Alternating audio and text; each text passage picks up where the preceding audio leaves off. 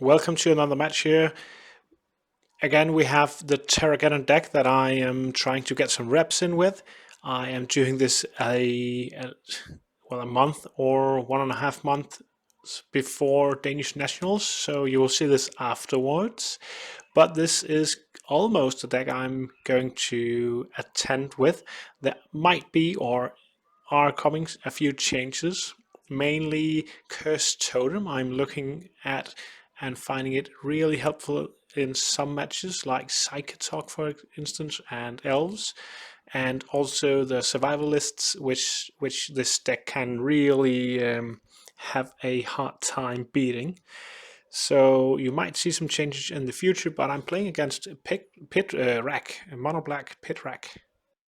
We're going straight into seeing some hands being laid out here, and we're talking about him knowing what deck I'm on. I don't know what he is on here, and he will try to attempt to play in the blind, but me on a mulligan to 6, so 1 card to the bottom of the library, and then we are ready to take off with a Mox Start and Wayfarer.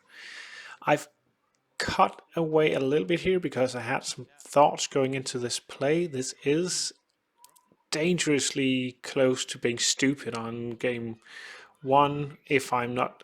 Yeah, I don't have any lands in my hand, but we see an aggressive hand here. He could only take Naturalize with his duress, so he did so.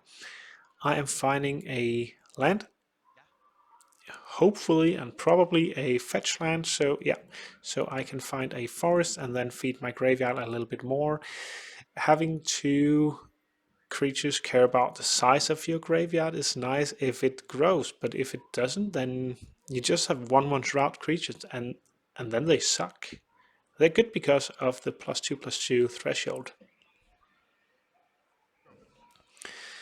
Okay, mono black just playing down a swamp and passing the turn here.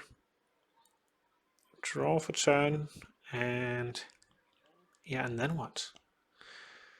There might be several lines I can take here, but I will probably search up a land while I have fewer lands than him, unless I have a very powerful play, which locks me into green and whatever color I find.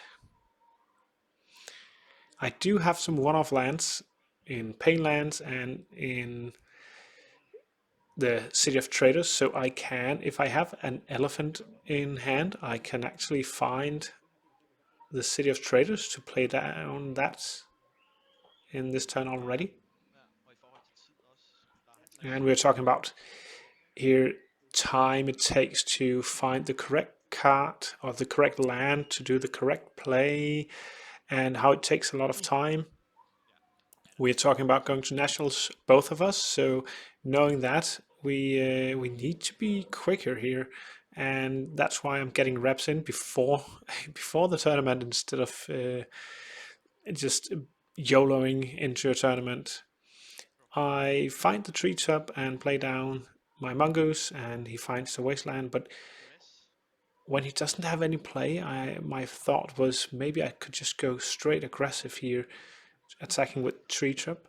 He dresses to find 2 Terravores, which could also have been nice putting down, but they would have been smaller for sure. So here I'm probably just setting up to play. No, I'm not setting up. I'm setting up to grow these. I'm going all in on the Mongoose plan here, so cycling. Could have found a fetch instead, but maybe I'm looking for answers here. Didn't find a land. I'm not sure this play was correct at all. I would probably have liked to have another land instead of just drawing a random card here, but let's see how this game goes on from now. So finding yet another land here should be a land I could put into play, maybe even just fetching for a plains so that I have 3 mana for my wherever. No, I'm finding a Gemstone Mine. This is kind of good actually to look back at, because I I'm not sure I played this correctly. If he's on black, I know that there's Smother, of course, so I could be afraid of just losing my creature to that, but I have 2 Terravores. He also have the Edict effects, which just takes my 1/1 here. And he Wastelands, putting down, well, the namesake card of his deck, Arak. I'm not sure if he plays Bottomless Pit actually, but he does play the Rack, and he chooses me as the player, and I have a ton of cards in hand, so it doesn't really do much. Finding City of Traitors here, and boom, Armageddon. An altered Armageddon, great altar by a fellow Dane. I have shouted him out several times in my Instagram account, but will include a post link or a profile link for his channel down below. Instagram channel or profile, whatever it's called down below. Back to the game, we see a factory choosing another art or version for both the rack and for factory in this video. Also Armageddon, there was something about the resolution, but with the other 2 cards, it's easier to read. They just function as they are printed in these newer versions instead of how they used to be written. So just for you to, as a viewer, to see what the cards are doing, because some people here are new, some are just lurkers. And we find a port and swings again. This 3/3 Mongoose is going to town, and this combination of creatures is kind of winning me the game actually. I'm moving my lands around, which means that I do have another land to play. Clear tell. So if you are touching lands, moving them around, okay, it was another Mox. I count those as lands in this deck. But I can play my Terravore. I can also not do that because I'm pressuring his life total with 2 turns of attacks and he's gone. A Grove. Go straight to the bin, and now here comes the Terravore. So what's he going to do? He can't draw 2 removal spells here, so I think the game is about done. Dust Ball, Ensnaring Bridge. Okay, Ensnaring Bridge, he's still in the game. He has 2 cards, but I have a 1/1. I do have a 1/1, so I can attack him. 3 life. So he has 3 turns left, unless I can prevent him from having more stuff to play. And I do so with Armageddon. I remember this play here because removing his ability to play out his cards, unless it's lands, is strong. Because then his hand might just grow to a limit where I can swing, and I do so. Swing for 4 damage, and that is game.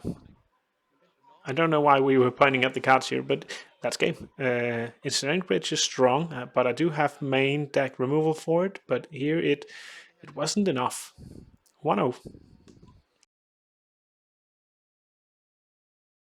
If you are playing MTGO or Magic the Gathering online and are using a rental service, or if you want to do that, I have a link in the description for a referral and a coupon code which makes you get 30% off on your next subscription. So consider that, and onto the video.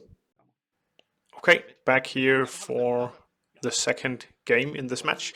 There are a ton of very, very dirty cards that black can bring in against a Terrageddon deck that wants to focus on the graveyard. So I am wary of this, and having kept my Disenchant effects in the deck is, I think it will be important. So that's my my thought process before going into this game, before sideboarding.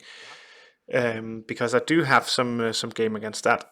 an aggressive start here. Mox into and land drop into 2 Mongoose, which are difficult to handle if you have spot removal. He does have the edict effects, so he can get rid of these. But Shroud is a hell of a keyword. Wasn't keyworded back then, but okay, here is an edict effect. If he wants the game to go longer, I think it's smart for him to just play it out already. Wasteland on the Treetop and passes back the turn. Swing with Mongoose and an edict. The more edict effects that he uses on my monkeys here, the more my Terravores will be terrifying when they hit the battlefield, but he does have the ability to get rid of graveyard cards, so it's not over just because he used his card. He has 1 card in hand, uses Chain of Smog, asks me very politely if I want to copy it. My answer is no, because I have more cards. I think I had around 4 or 5 cards here, but he was nice to ask. A gentleman, true gentleman here. I discarded a Cataclysm and Call to Herd with a Mox in play and nothing else. I don't see myself casting any of these cards anytime soon, so these are just dead cards. And Cataclysm is a sideboard card, so 3 Armageddons are still in the deck. Playing out a Windswept Heath here and passes the turn. He plays Funeral Charm on the discard option here, so forcing me to discard yet another card.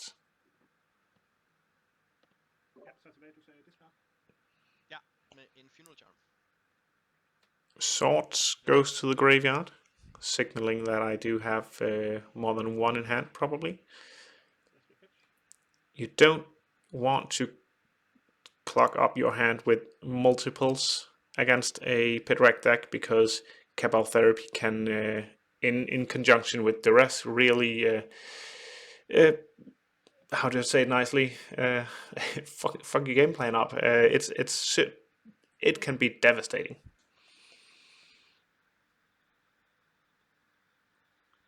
Okay, fetching and playing a Grove here for 3 mana. An Aura of Silence. So if I were correct in my assumption that he had a lot of sideboard cards, Dystopia is one of them, and he could have an Engineered Plague or 2 against my 1/1s. There are different artifacts and enchantments that he could have, so I think this could be good here. That was my assumption, but it depends on what he has in hand. Har du passet? Ja, jeg har passet. Nå, nogle gange ja, tror jeg. Okay. Det er som om, at den ikke opfatter det nogle gange. Swamp. A lot of back and forth here, not a lot of lands is played out on the field here. Okay. Go. Ja, det kan jeg ikke gøre noget ved.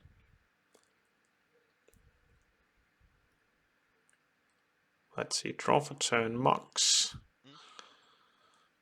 Discarding a Heath, so signaling another card in hand, or another land, and Armageddon. So Armageddon with Aura of Silence can be a very tough thing to beat if your plan is to put out some artifacts or enchantments like the Rack or something. Those get quite expensive quite quick. Sylvan, when you are in need of lands and you have Sylvan, you are not in trouble anymore. You can just draw or rip through most of your deck. Taking an extra card here. Port into an elephant.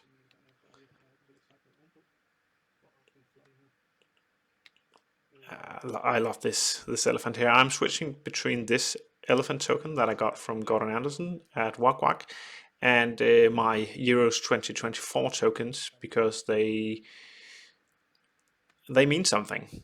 And I like to have tokens like that. I also respect people who have the original, those judge gift Ja. elephants, but these are nice. There you see the Euros elephant. Hoping to get an elephant from Danish nationals, but when this match airs, I know if I have one or not.